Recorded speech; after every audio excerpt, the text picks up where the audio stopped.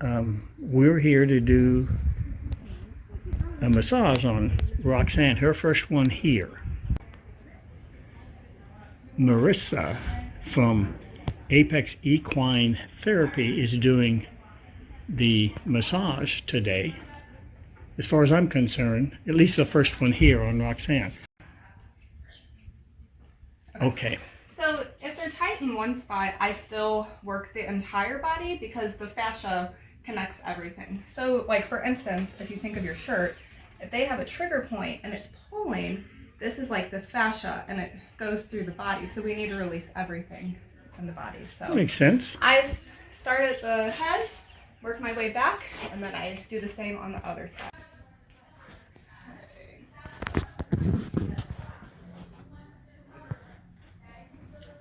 And what are you doing there? I'm taking photos and it just helps track their progress over Okay. time. Because she's been turning that way.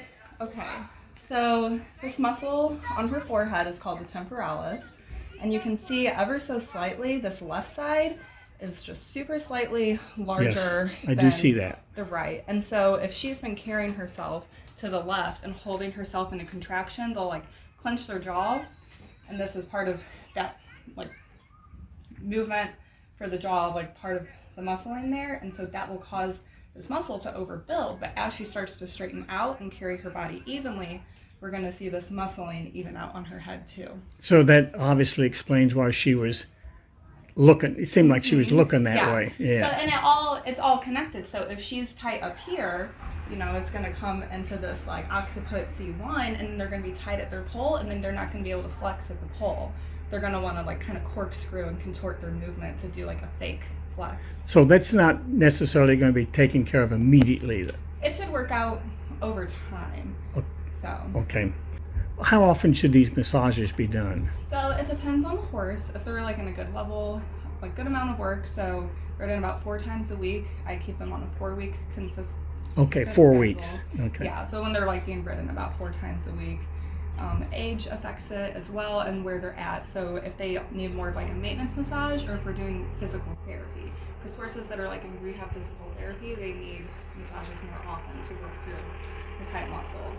Just feeling her, I wouldn't say she's in so much of like a rehab part. She just seems like she's gonna just need a little work through, and then she should balance out. Yeah. She's been at this other place for a couple of years, and they noticed some things, and I guess then they called she was under chiropractic care, and I don't think it's been that long since they've done that. So it's in the process.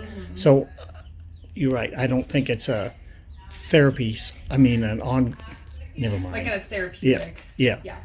No. So I mean, with some corrective exercises, I generally notice some pretty big progress within 6 weeks. So you just have to give the muscles a little time to rebalance and rebuild. And she gets ridden, good weather. I'm sure 3 or 4 times a week.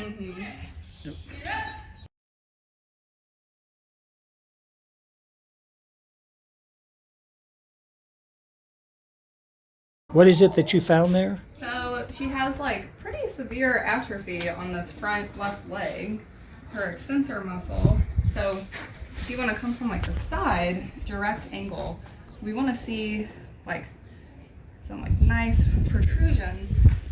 Come to this side and get that side angle. You can see that curve right here, how it fills out, but this side is not. So atrophy can be caused, like there's 2 different kinds of atrophy. How the rest of her body is, this seems almost like some sort of nerve impingement or nerve damage in the past. Yeah, I don't know what her history is. Yeah, she could have had an injury and it caused a little bit of nerve damage, and now this muscle isn't getting fed properly. Is that something that can be worked out? It can be. Do you think this can be worked out? It can, not always. So depending on the history, how long it's been, what caused it, something we'll keep an eye on over time. She doesn't, it's probably not fair because I haven't ridden her that long, but she doesn't seem to be complaining much about moving. I know I told you about her neck, but that I knew about. I mean, the most important piece is how they go under saddle physically, and then how they are like mentally, emotionally. Like, how are they responding? Are they acting like they're in pain? Because you can have a horse with muscle atrophy, and it's just the way they are. You know what I mean? Like, it doesn't affect their comfort level when they're performing. Well, And then you basically support the body around it to help that area. and again, I've not had her that long, but she doesn't seem to complain much about anything.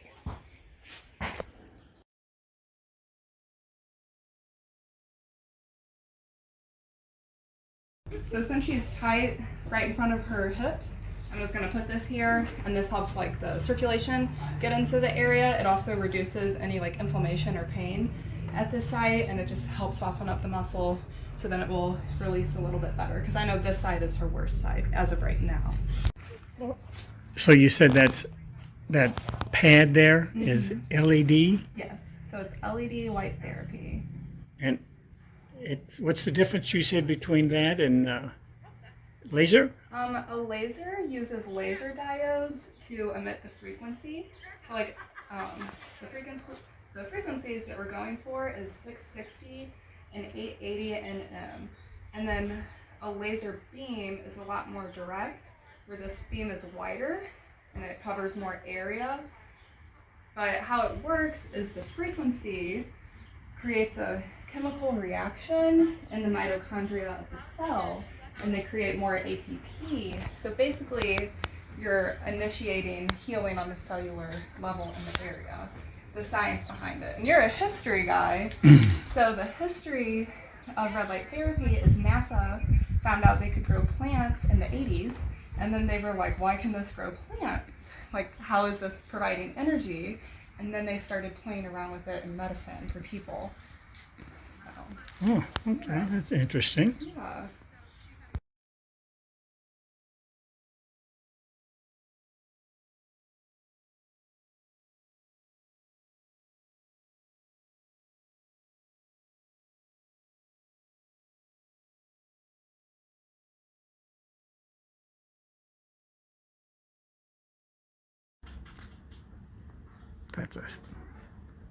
That's a stubborn knot. Being stuck, like she doesn't have as much skin movement as the other side. I don't know if you can like see that difference.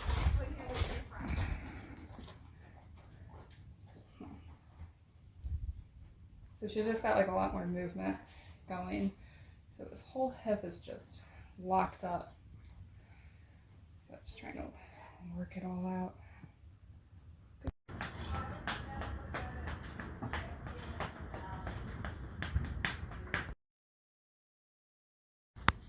The purpose of pulling the tail is what?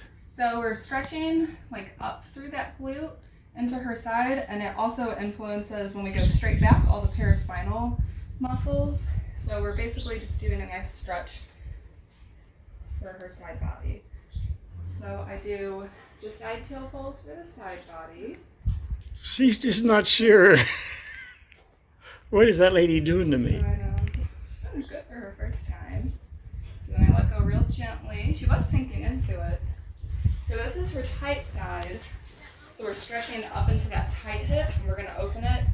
So I'm going to go a lot more gentle and let her decide. Stay here. Girl. So just give it a little bit of tension. Roxanne is now finished, right? She is now finished. And what did you discover? So This is again the first time I've done it with her. yeah, so the big discoveries for her were the atrophy of the temporalis on her forehead, the atrophy of the extensor on her front leg, and then on the opposite side, over her scapula, she was really tight, and her supra and infraspinatus, so those help lift the scapula when she's walking. She has a trigger point, like a big muscle knot on her right low back, and it seems like it's pulling into this hip, and then she was just like a little locked up in her low back, and again, just a hair on the hip on this side. So basically we have some, I feel like, more unilateral now. It seems like the chiropractic work that she had has worked out really nicely on Good. this rear left. So now we just have to peel through the layers on her right. So you, like my wife asked you, should we schedule another appointment with you? I am a massage therapist, so I recommend Okay. regular massage. Okay. Well, how long? What's a regular? You said So it In her- generally for horses anywhere from like 4 to 8 weeks, depending on where they fall on the spectrum of it. For where she's at right now, I think 4 weeks would be beneficial. But for how the rest of her muscle feels and how she has such great muscle tone in other areas, I think once this works out, she'll be like a 6 to 8 weeker. So. and you were telling me there were some things that I could do to help her. I want you to stand like next to her shoulder. Carrot stretches. And we're gonna make a rainbow around our body. And get her to stretch. Good girl. Both sides. Yep. I want you to do more to the right. More to the right. Okay. Like, so basically for every one you do to her left, I want you to do 2 to her right. Since she's holding herself in a contraction to her left, we need to get her bending to the right more. Then we're gonna go to the opposite diagonal outside hook. Good girl. So that's hitting that tight spot on her cervical vertebrae up into her scapula. Okay. The problem that I have with that is not her. It's my memory. Okay. Remember to do that. I'll write it down for you. Okay. And then we're gonna go long and low forward. Ooh, she's really Oh, good look at that. So we're stretching like all of this into her chest. And oh, I forgot to mention that. She was a little tight up in this like pec bicep on her chest. Again, that just basically that whole like shoulder sling. And I'm gonna write this all down for you. And then we're gonna go between the knees. Wow, she is a dream for carrot stretches. Good girl. So now we're stretching up through to the withers. So we're hitting all those areas. And then I want you to do the tail pulls, the side tail pulls. What did you just say? I want you to do the side tail pulls as well. I'll show Okay. you. Yeah, because that's a completely foreign word to me. So what I was just doing. Oh, her tail Yeah, pulls. tail Okay. pulls. Okay. And then, let's see, I think pelvic tucks too. Let's see how she responds. So the idea of the pelvic tuck is we're gonna get her lifting her core, so like lifting up through her trunk, and then it's gonna strengthen like her core and her upper back, and that is gonna help us work out this tightness in front of her hip, because how we battle like tightness is with strength and flexibility. So you're gonna take your fingertips, and you're gonna slide, here we go. See that little engagement that we just got, and then let her sink. We're gonna slide. Oh, yeah. Yeah, lifting that core. And you're not putting much pressure there? She's really responsive. Oh, look at And then that. we're gonna see if we can get her to hold a crunch. So I like to say like 3 sets of 3. So we're gonna do like 3 3-second holds. Well, I appreciate you working both of us in. Yeah, So I think she really feels a lot better. I think so too. So I think we're going to have a good time, a better time than before. Definitely. I'm excited to see your progress. Okay, we'll That's be part of back. the job. Okay, we'll be back. Thank you. Alrighty, You're welcome.